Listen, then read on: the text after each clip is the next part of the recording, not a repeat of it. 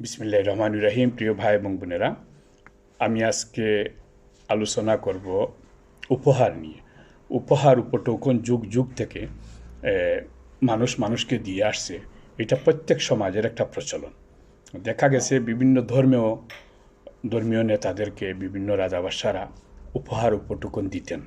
আমাদের নবী করিম সাল্লাল্লাহু সাল্লামও বিভিন্ন রাজাবাদশার কাছ থেকে উপহার উপটোকন পেয়েছিলেন। সো সেই সিলসিলা থেকে আজকের সমাজও আমরা অনেকেই উপহার উপটোকন পেয়ে থাকি। সো আমি একটা উপহার পেয়েছি কিছুদিন আগে, এই শার্টটা।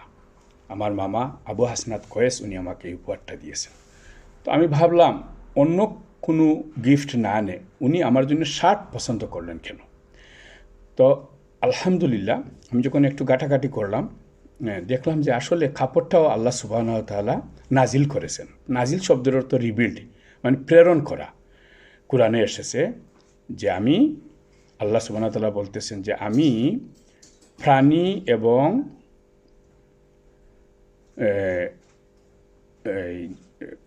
ফসলাদি এই সমস্তকে আবরণ দিয়ে সৃষ্টি করেছি। আর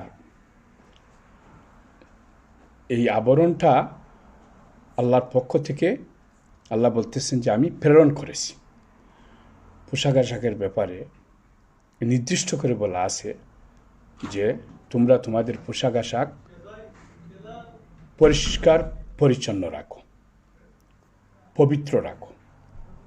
সো যেহেতু কোরআনে বলা হয়েছে যে পোশাক নাজিল করা হয়েছে, সো এই পোশাকটা সায়েন্টিফিক্যালিও উপকারী। যেমন আবরণটা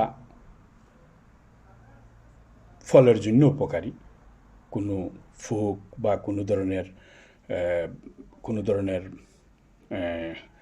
ধরনের ডিজিজ তাদেরকে আক্রমণ করতে পারে না। তেমনিভাবে কাপড়টা মানবের জন্য উপকারী।